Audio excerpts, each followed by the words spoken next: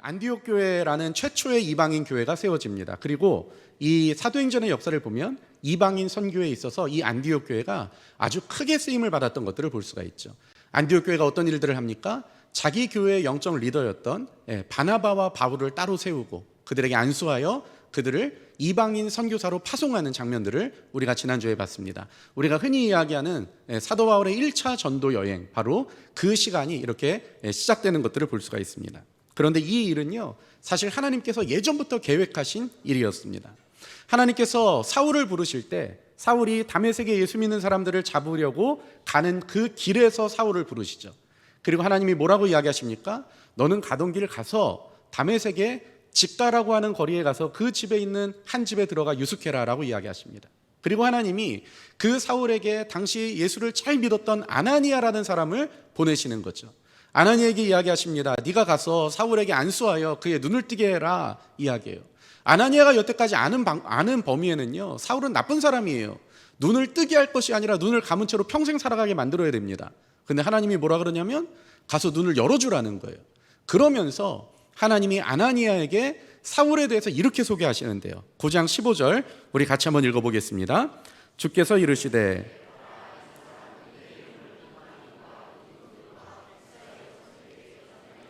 택한 나의 그릇이니라. 하나님이 아나니아에게 사울을 소개합니다. 뭐라고 이야기합니까? 이 사람은 이방인과 임금들과 그리고 이스라엘 자손을 위하여 복음을 전하기 위해서 내가 택한 그릇이다 라고 이렇게 이야기하시는 거예요. 그러니까 하나님은요, 사울을 그렇게 쓰시려고 이미 예정해 놓으셨고요, 그리고 하나님의 계획은 사울을 통해서 놀라운 하나님의 나라를 이루어 가시는 거였어요. 그 계획이 지금 1차 전도 여행으로 시작이 되는 것입니다. 이 두 사람이 이제 교회의 후원과 기도를 등에 업고 이제 1차 전도여행을 가게 되는데요. 4절을 보시면 어떻게 이동했는가를 이야기하고 있습니다. 13장 4절, 두 사람이 성령의 보내심을 받아 실루기아에 내려가서 거기에 배를 타고 구브로로 갔다라고 이렇게 이야기하죠. 수리아 안디옥에서 출발합니다. 첫 번째 도착지는 실루기아였습니다. 안디옥에서 살짝 내려오면 이 항구 도시가 있는데요, 그것이 바로 실루기아였습니다. 항구에서 배를 타고 어디를 가느냐? 바로 구브로라고 이야기하는 섬으로 갔습니다. 우리가 생각할 때는요, 이 전도여행을 떠난다 그러면 여러분 광활한 대륙으로 나아가죠. 그렇게 하는 게 맞죠. 이 폐쇄되어 있는 갈 데가 없는 섬으로 가는 것보다 발길 닿는 대로 마음껏 갈 수 있는 대기록으로 뻗어나가는 것이 훨씬 더 나을 수 있습니다. 그런데 오늘 본문을 보시면 이 사람들은 어떻게 갑니까? 바로 출발해서 항구로 가서 바로 섬으로 들어가는 것들을 볼 수가 있어요. 왜 하필 사방팔방이 막혀있는 그 폐쇄적인 그 섬, 구브로, 키프로스라고 이야기하는 그 섬으로 들어갔는가? 그럴 수 있는 이유가 있었습니다. 왜냐하면 그 키프로스는 바로 이 파송받은 선교사 바나바의 고향이었기 때문에 그렇습니다. 사도행전 4장 36절에 이렇게 이야기하는데요. 구브로에서 난 레위족 사람이 있으니 이름은 요셉이라 사도들이 일컬어 바나바라 하니, 이 바나바의 고향이 바로 구브로, 키프로스였습니다. 그러니까 선교를 시작하자마자 이 사람들이 어디로 갑니까? 이 바나바의 고향으로 가는 거예요. 왜 그렇습니까? 이것은 아주 전략적인 선택이었던 거죠. 내가 문화도 모르고 언어도 모르고 생소한 땅으로 가는 것보다 내가 잘 알고 있는 곳, 내가 자라난 곳, 내가 태어난 곳, 그곳 내가 익숙하고 내가 잘 아는 곳에 가서 거기서 복음을 전하는 게 훨씬 더 유익하고 훨씬 더 낫겠다라고 생각하는 판단이 있었던 거예요. 우리는 또 이렇게 생각할 수 있죠. 그러면 자기들이 다 결정하고 자기들이 마음대로 그렇게 간 건가? 그렇지도 않았습니다. 4절을 보시면요, 이렇게 이야기해요. 성령의 보내심을 받아 그렇게 했다라고 이야기하고 있죠. 성령의 보내심을 받아 실루기아에서 배를 타고 구브로로 갔다라고 이야기하고 있어요. 그러니까 이 전도 여행자들의 판단에 있어서 성령께서 역사하셨다는 것을 우리가 알 수 있고요, 이 성령의 역사하셨던 것이 바로 어떤 것입니까? 이 광활한 대륙에서 생소한 여러 지역을 갈 수도 있지만 하나님께서는요, 무엇을 지금 지지하시고 무엇을 통해서 역사하신 거예요?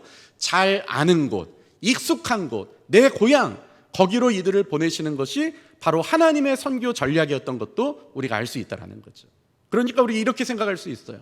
우리가 어딘지도 모르는 지구 반대편에 예수 몰라서 죽어가는 그 사람들을 위해서도 기도하고 또 예물로 그 선교를 후원하고 할 수 있습니다. 그러나 우리가 정말 생각해야 되는 것은요, 내가 함께 거하고 있는 내 가족, 내 직장에서 만나는 내 직장 동료들, 내가 익숙하게 살아가고 있는 나의 삶의 현장에서 만나는 예수 모르고 죽어가는 그 사람들을 향해서 복음을 전하는 것, 이것도 굉장히 중요한 일이다라고 이렇게 이야기할 수 있습니다. 왜냐하면 그곳이 여러분들의 구부로이기 때문에 그런 것입니다. 이 사람들은 가장 자기네들이 익숙한 곳, 구부로로 제일 처음 목적지를 향해서 지금 가고 있는 것들을 볼 수가 있죠. 그리고 나서 5절이 시작됩니다. 우리 13장 5절 같이 한번 읽어보겠습니다. 살라미에 이르러 하나님의 말씀을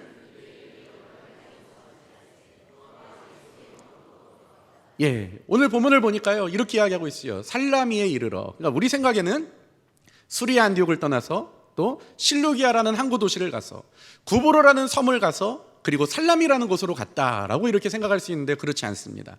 무슨 얘기냐면 구브로라는 큰 섬에 살라미라는 항구 도시가 있었던 거예요.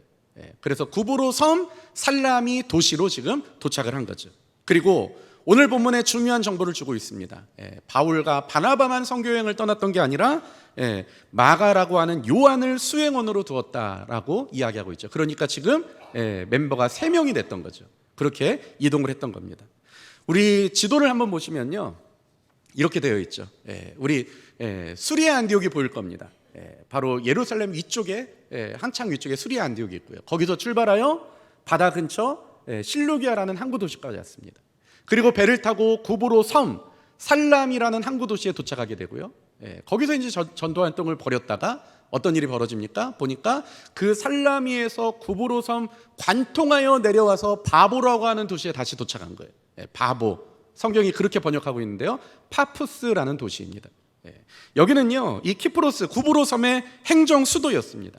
그리고 이곳에 로마에서 파송한 로마의 총독이 주재하고 있었고요. 그리고 유명한 아프로디테 신전, 바로 비너스 신을 섬기는 그 신전이 있었던 곳이 바로 파푸스, 바보라는 도시입니다. 그러니까 이 바보라는 도시는요, 신전이 있고요. 또 로마에서 파송한 총독이 거주하고 있고요. 그러니까 이 도시는 이 구브로 섬에 있어서 굉장히 중요한 도시였던 거예요. 그러니까 구브로 전도를 한다, 구브로 섬을 선교한다라고 이야기한다면 이 파푸스, 이 바보라는 도시를 거치지 않고 지나간다는 것은 이거는 잘못된 선택일 것입니다. 그러니까 전도 여행자들이 어떻게 합니까? 그대로 이 파푸스, 바보라는 도시까지 이동을 하는 거죠. 그리고 거기서 이제 선교 활동을 하게 됩니다. 이 파푸스, 이 바보라는 섬에는요 아주 유명한 사람이 있었어요. 사도행전 13장 6절을 보시면요 같이 한번 읽어보겠습니다. 온 섬 가운데로 지나서 바보에 이르러 바예수라는 유대인 거짓 선지자인 마술사를 만나니. 이 파푸스, 이 바보의 유명한 사람 누구냐면 바로 바예수라는 유대인 거짓 선지자 그리고 마술사가 있었다는 것이죠. 이 바예수라는 단어는요, 이 바라는 단어가 누구누구의 아들이라는 뜻이에요. 그럼 예수는 뭡니까? 예수는 구원자라는 뜻이잖아요. 그러니까 바예수라는 뜻은요 구원자의 아들이라는 뜻이에요. 그런데 굉장히 아이러니하지 않습니까? 이 구원자의 아들이라고 불리우는 사람이 어떤 사람이었냐면 유대인 거짓 선지자였다는 거예요. 그러니까 이 사람은요 전혀 이름값을 못하는 사람인 거죠. 바예수이면서 동시에 유대인 거짓 선지자 그리고 마술사였다라고 이렇게 이야기하고 있습니다.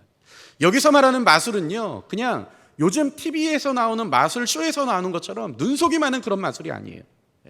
지금 여기서 말하는 마술은요 귀신과 접선해서 미래 일들을 예언해주고 과거 일들을 맞추고 또 점성술과 이런 것들을 통해서 새로운 어떤 인간에 대한 가치관과 또 새로운 어떤 잘못된 가르침들을 전하는 이게 바로 당시에 이야기하는 이 마술사라는 그런 사람이었습니다. 그러니까 이 사람은 바로 그렇게 살아가는 사람이었어요. 그리고 이 사람은 당시에 꽤 유명했던 사람이었던 것 같아요. 우리 7절 한번 읽어보겠습니다. 7절 자 시작. 그가 총독 서기오 바울과 함께 있으니 서기오 바울은 지혜 있는 사람이라 바나바와 사울을 불러 하나님의 말씀을 듣고자 하였더라. 그가 그 바예수 그 박수가 그 무당이 누구와 함께 있었습니까? 총독 서기오 바울과 함께 있었다는 거예요. 당시에 그 지역을 전체를 관할하는 그 총독과 이 바예수가 함께 있었다는 것은 여러분 그냥 대충 저작거리에서 사람들 눈속임이나 하는 마술사가 아니었다라는 거죠. 이 사람은 굉장히 유명한 무당이었던 것 같아요. 그러니까 사람들이 이 사람을 찾아오고 자기의 미래를 알아보기 위해서 대화를 나누고 그랬던 사람이었던 것 같습니다. 이 총독 서기오 바울은요 오늘 본문을 보시면 지혜가 있는 사람이다라고 이렇게 이야기하고 있어요. 무슨 얘기냐면 이 사람은요, 지적인 갈망이 있었던 사람이에요. 더 알고 싶고 더 배우고 싶고 이 새로운 것을 아는 것에 대해서 흥미를 가지고 있는 사람이었습니다. 그러다 보니까 이 바 예수와 함께 지냈던 거죠. 가까이 지근거리에서 서로 같이 교제했던 거예요. 왜냐하면 그 사람과 만나면 우리가 알 수 없는 이 영적인 세계에 대한 이야기를 그 사람은 하고 있거든요. 그러니까 그 사람을 통해서 새로운 것들을 배우는 게 너무 좋은 거예요. 그러니까 이 바예수와 총독 서기오 바울은 주기적으로 만나고 주기적으로 대화를 나누고 주기적으로 서로가 안부를 묻는 아주 가까운 사이였던 거죠. 그런데 어느 날 이 바예수와 같이 새로운 세계, 영적인 세계에 대해서 이야기하는 또 다른 사람이 왔습니다. 바로 바울과 바나바였죠. 그런데 가만히 들어보니까요, 이 바예수에게서 들었던 것과는 약간 결이 다른 것 같아요. 다른 가르침인 것 같아요. 이 새로운 가르침에 대한 목마름이 있는, 이 지적인 목마름이 있는 서기오 바울에게는 너무 이게 흥분되는 일인 거죠. 그래서 그 사람들을 부릅니다. 그래서 그 사람들에게 이야기를 듣는 거예요. 너희들이 말하는 영적 세계는 도대체 무엇인지, 너희들이 전하는 바가 도대체 무엇인지, 이 얘기를 듣는 거죠. 여러분, 이 지금 전도가, 이 선교가 너무 잘 진행되고 있는 거 아닙니까? 이 바울과 바나바는 이 도시에 가서 고작 그냥 이 회당에 있는 유대인들과 만나는 그 정도 차원의 사람들이었어요. 그런데 어느 날 갑자기 하나님의 말씀처럼 사울을 향해서 뭐라고 이야기합니까? 이방인과 임금들과 유대인들을 향해서 복음을 전할 만큼 택한 나의 그릇이다라고 이야기하셨는데, 진짜 하나님이 임금과 같은 그 서기오 바울 총독 앞에 자기들을 세워주시는 거예요. 그 사람의 영향력이 이 땅에서 굉장히 크거든요. 그 사람만 예수 믿으면 여러분, 이 구브로 섬의 선교가 엄청난 영향력을 미치게 되는 거예요. 너무 잘 되는 거죠 지금. 서기오 바울이 하필 우리를 만나겠다는 거예요. 우리 얘기를 들어보겠다는 거예요. 열심히 복음을 전할 수 있는 절호의 기회가 지금 찾아온 거죠. 그런데요, 성경을, 사도행전을 계속 보신 분들은 아시겠지만 복음이 확장되는 그 현장에는 항상 무엇이었었습니까? 사단의 방해가 있었던 것을 우리가 알 수 있습니다. 똑같은 공식으로 진행이 됩니다. 8절을 한번 읽어보겠습니다. 8절, 자 시작. 이 마술사 엘루마는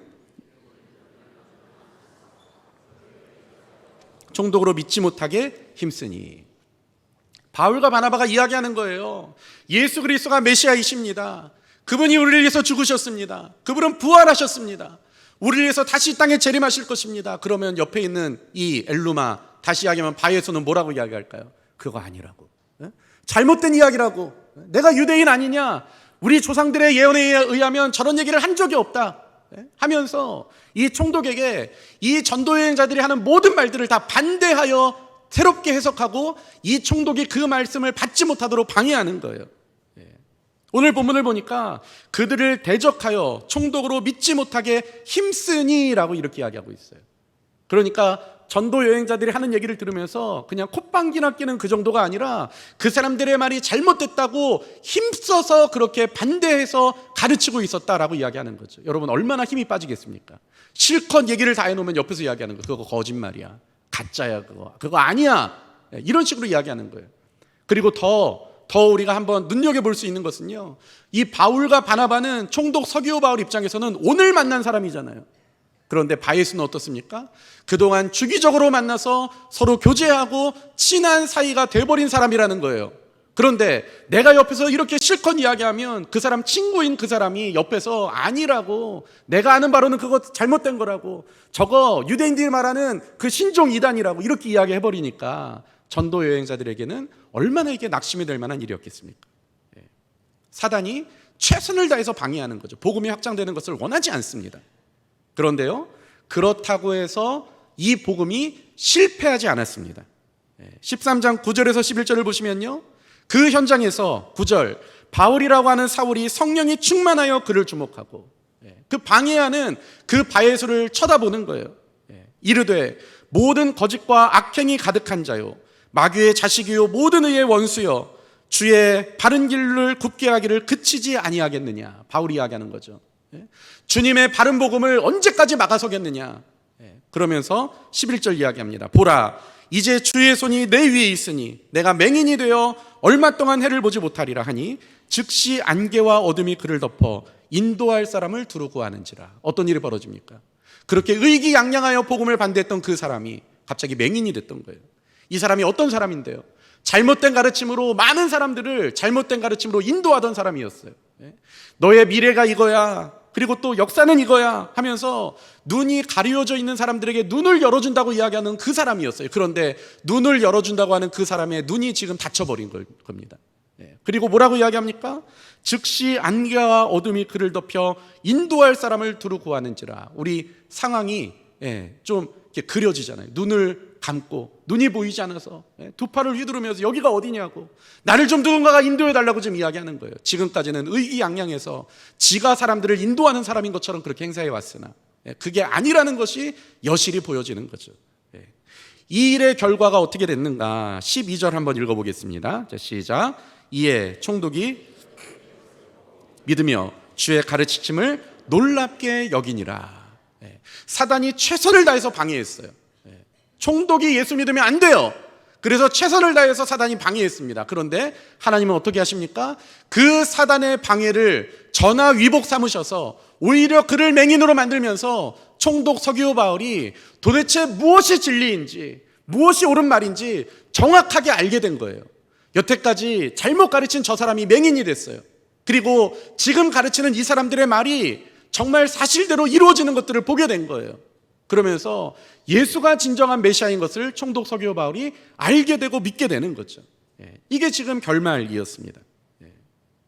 이렇게 구브로 섬에서의 사역이 마무리가 되고 다시 이제 섬에서 육지를 향해 가게 되는데요. 사진을 보시면요, 이 구브로 아까 이야기했던 바보 파푸스 섬에서 출발해서 어디로 갑니까? 밤빌리아가 있는 곳, 그곳에 버가라는 도시로 가게 됩니다. 거기서 또 조금 더 위로 올라가면 이 사람들이 출발했던 안디옥은 수리아에 있는 안디옥이었고요, 다시 비시디아에 있는 안디옥이라는 도시에 이렇게 들어가게 되는 거죠. 버가에서는요, 이 섬에서 출발하자마자, 섬에서 바로 나와서 대륙에 도착하자마자 특별한 일이 벌어집니다. 13장 13절 한번 같이 한번 읽어보겠습니다. 자, 시작. 바울과 및 동행하는 사람들이 바보에서 배 타고 밤빌리아에 있는 버가에 이르니 요한은 그들에게서 떠나 예루살렘으로 돌아갔고. 어떤 일이 벌어집니까? 전도 여행자 선교사 3명이었는데 한 명이 어떻게 해요? 집으로 돌아가 버린 거예요. 한번 생각해 보세요. 여태까지 교회에 있을 때는요, 복음을 전하는 저 교회 리더들 바나바, 사울 대단해 보였어요. 사람들이 저 사람을 존중하고요, 사랑하고요, 그리고 그 사람들이 복음을 전할 때마다 많은 사람들이 은혜를 받고요, 놀라운 일들이 안디옥 교회에서 날마다 일어났어요. 저 사람들 따라가면 얼마나 복될까요? 얼마나 대단한 일들을 볼 수 있을까요? 저 사람들이 복음을 전할 때마다 하늘에서 귀신이 막 쏟아지고 귀신이 떨어지고, 그리고 많은 사람들이 예수를 영접하고 마음의 평안을 찾고, 교회가 세워지고, 이 환경이 변화되고 놀라운 일들이 일어날 줄로 알고 동행했는데 어떤 일이 벌어집니까? 이 바예수 같은 아주 극렬하게 반대하는 그런 사람들이 도처에 널려 있는 것을 알게 되는 거예요. 그러니까 어때요? 내가 생각했던 것과 많이 다른 거예요. 그런데 구브로 섬에서는 어디 도망갈 데도 없어요. 그래서 섬에서 나와서 대륙에 도착하는 순간 어떻게 합니까? 나는 더 이상 갈 수 없겠습니다. 나는 더 이상 같이 할 수 없겠습니다. 내가 생각했던 것과 많이 다릅니다 하고 한 사람이 집으로 돌아가 버리는 거예요. 여러분, 남은 사람들의 마음은 어떨까요? 그 사람이 돌아갈 때 남은 사람들은 어땠을까요? 그 사람만 어려운 일을 경험했습니까? 마가만 힘든 일을 경험했습니까? 아니요. 바울과 바나바가 더 힘들었겠죠. 자기들도 너무 마음이 위축됐겠죠. 자기 마음에도 이게 견디기가 어려운데 서로 같이 있으니까 그래도 같이 해보자, 하나님이 우리와 함께 하시지 않냐, 힘을 내보자, 이렇게 이야기를 해줘야 될 그 동료가 어떻게 해요? 그냥 짐 싸서 떠나버린 거예요. 남아있는 사람의 상실감이 얼마나 클까요? 제가 대학을 들어갔는데요, 신학과 정원 40명, 딱 40명이 이제 한 학기를 시작했습니다. 학기를 거듭할수록 사람이 없어져요. 이 시작할 때 40명이 졸업할 때 보니까요, 반 이상이 바뀌어 있었어요. 다시 이야기하면 반은 떠나고 반은 편입으로 들어온 거였어요. 다 친구들이 떠나가요. 어느 날 생각이 드는 거예요. 나는 이렇게 결단력이 약해서 어떻게 할까? 이게 나도 떠나야 되는데 왜 나는 못 떠나고 지금 이러고 있을까? 좋은 서리 집사, 안수 집사, 장로가 돼도 하나님의 일을 할 수 있는 건데 왜 굳이 이 일을 가겠다고 못 떠나고 여기 남아 있을까? 여러분, 사람이 한 명, 두 명 떠나면 남아있는 사람들의 마음이 그렇게 편하지 않을 수 있습니다. 굉장한 상실감이 몰려올 수 있어요. 지금 이 사람들이 그런 상황이죠. 그런 마음을 안고 어디로 갑니까? 바로 비시디아 안디옥으로 갔던 거예요. 거기서 복음을 전하는데요, 동일합니다. 14절 보시니까요, 그들이 버가에서 더 나아가 비시디아 안디옥에 이르러 안식일에 회당에 들어가 앉으니라. 우리를 환영해 주는 사람들이 없어요. 누가 맞아주는 사람이 없어요. 어떻게 해야 됩니까? 그냥 익숙한 장소, 워낙에 그냥 편안한 장소, 회당으로밖에 갈 데가 없는 거예요. 그리고 회당에 들어가서 복음을 전합니다. 그런 상실한 마음을 가지고 회당에 가서 복음을 전하는데요, 놀라운 일들이 벌어지는 거예요. 그냥 복음을 전했는데요, 사람들이요, 복음을 막 그냥 쑥쑥 빨아들이는 거예요. 아멘 아멘 하면서요, 기쁘게 그 복음에 반응하는 거예요. 그리고 예배가 끝났습니다. 사람들이 돌아가는데요, 어떤 일이 벌어졌냐면 42절 같이 한번 읽어볼게요. 42절. 자, 시작. 그들이 나갈새 다음 안식일에도 이 말씀을 하라 하더라. 사람들이 은혜를 너무 많이 받았어요. 나가면서요, 이 바울과 바나바의 손을 꾹 붙잡으면서 이야기하는 거예요. 너무 은혜 많이 받았습니다. 그러면서 하는 얘기가, 다음 주에도 이 말씀으로 똑같이 우리에게 은혜를 좀 공급해 주세요. 다음 주에도 꼭 우리 회당에 와주세요. 이렇게 말하는 거예요. 우리식으로 이야기하면 뭐예요? 지금 앵콜을 요청한 거예요. 다음에 또 오세요 이야기하는 거죠. 그리고 몇몇 무리들은 어떻습니까? 43절 한번 읽어봅시다. 자, 시작. 회당의 모임이 끝난 후에 유대인과 유대교에서 입교한 경건한 사람들이 많이 바울과 바나바를 따르니 두 사도가 더불어 말하고 항상 하나님의 은혜 가운데 있으라 권하니라. 사람들이요, 집에 안 가요. 바울과 바나바를 따라다니는 거예요. 왜 그렇습니까? 내가 받은 은혜가 너무 크니까. 너무 그분들이 귀하게 보이니까요, 그 사람들을 떠나지 못하는 거예요. 따라다니는 거예요. 그러면서 사람들이 이야기해요. 다음 안식일을 기대한다는 거죠. 꼭 우리에게 이 생명의 말씀을, 예수 그리스도의 말씀을 우리에게 꼭 전해달라고 이야기하는 거예요. 그리고 한 주가 지납니다. 13장 44절. 그 다음 안식일에는 온 시민이 거의 다 하나님의 말씀을 듣고자 하여 모이니. 뭐라고 이야기해요? 지난주에 온 것은 세 발의 피예요. 온 시민이 다 모였어요, 그냥. 그런데 분위기가 전과 다릅니다. 45절. 유대인들이 그 무리를 보고 시기가 가득하여 바울이 말한 것을 반박하고 비방하거늘. 무슨 말이에요? 전에 있었던 것 같은 똑같은 일이 벌어지는 거예요. 내가 한마디 하면 옆에서 유대인들이 다 이야기해요. 그거 아니라고, 잘못 이야기하는 거라고.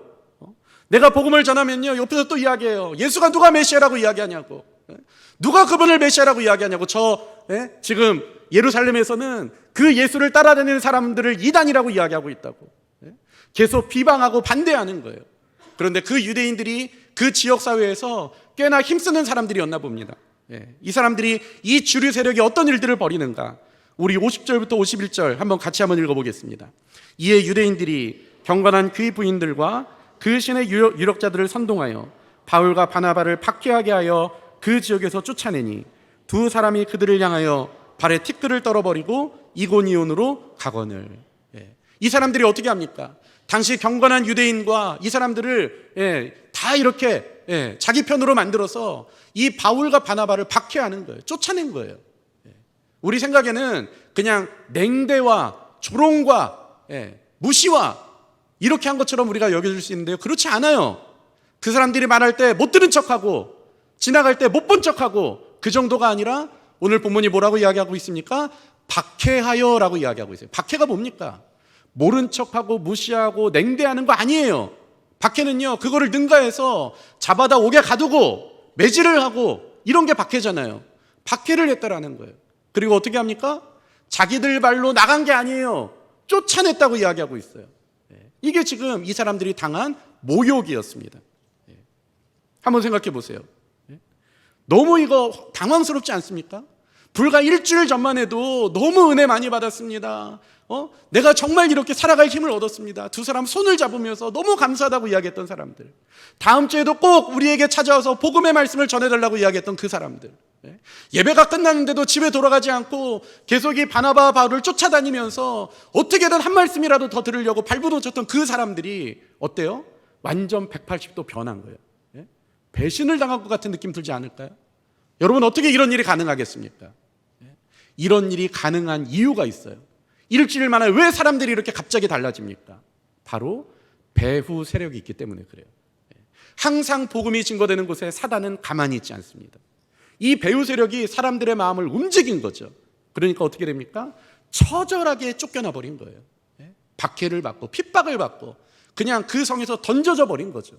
이게 지금 당시 이 전도 여행자들의 모습이었다라는 거예요. 그런데요, 성경은 눈에 보이는 이 역사만을 이야기하고 있지 않습니다. 한 줄기, 눈에 보이지 않지만 진짜 사실이었던 역사 하나를 분명하게 기록하고 있는데요, 그게 48절이에요. 우리 같이 한번 읽어보겠습니다. 자, 시작. 이방인들이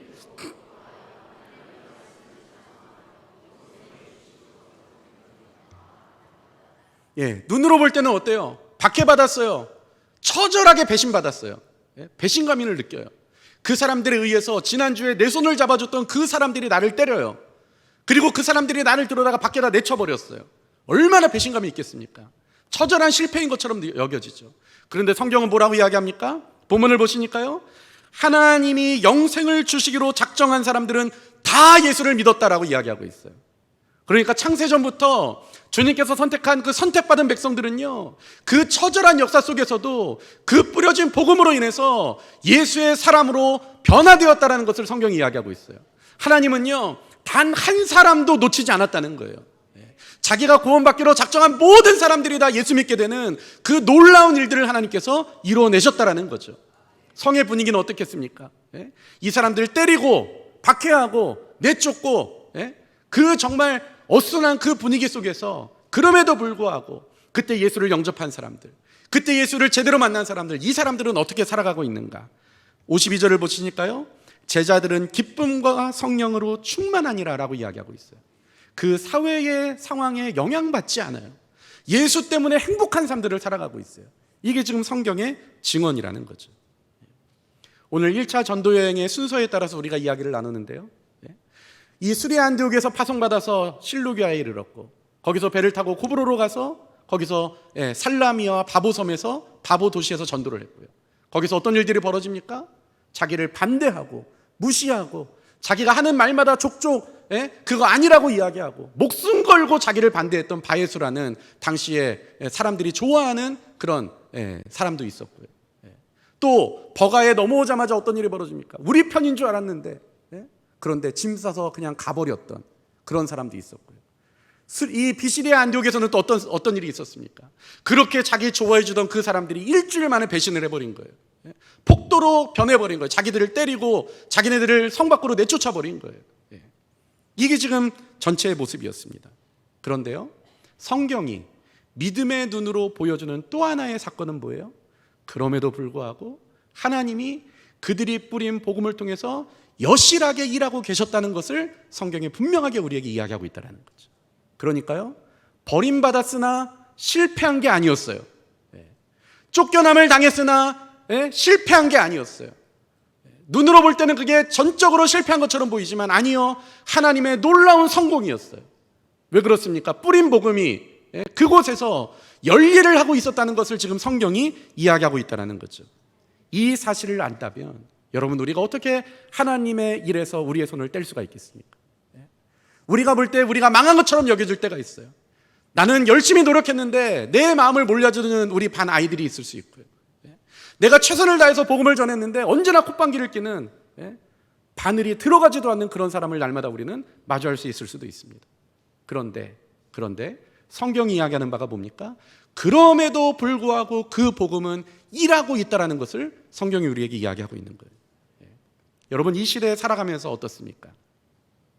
이 시대에 예수를 믿는 사람으로 살아간다는 것, 우리가 예수를 믿는다고 이야기하면 사람들이 다 우리를 존경해주고 너 예수 믿는 사람이었냐고 응원한다고 막 박수 쳐주고 좋아해주고 환영해주고, 여러분 그렇지 않잖아요.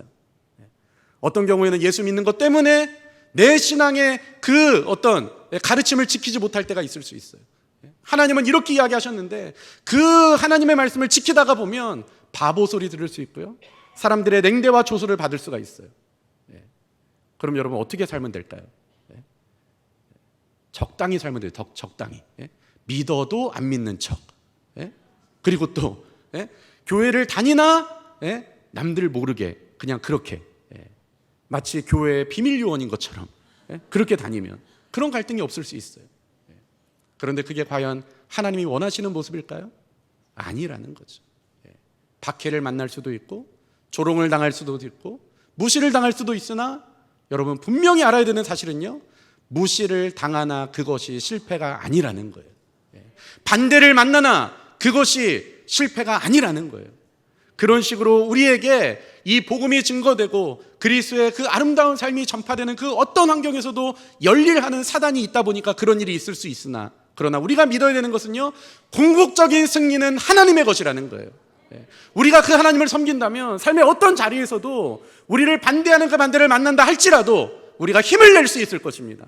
왜요? 승리는 하나님의 손에 있으니까요. 그 하나님이 나와 함께 하시고 성령 하나님께서 내게 함께 하여 주셔서 내가 만나는 그 박해와 힘듦 속에서도 나를 이기게 하시는 힘을 공급해 주시는 그 하나님이 계시니까 여러분, 우리가 살아갈 이유가 될 수 있는 거예요. 거절을 당해도 복음은 실패하지 않습니다. 반대를 만나도 복음은 그렇게 끝나지 않습니다. 역사가 그것을 계속 증언하고 있어요. 저와 여러분들이 하나님이 승리하시는 분이심을 믿고 그 하나님 편에 서는 사람들, 어떤 어려움이 있다 할지라도 그 하나님 편에 서서 오히려 그 어려움을 넉넉히 이겨낼 수 있는 그런 그리스도인들이 될 수 있기를 간절히 바랍니다.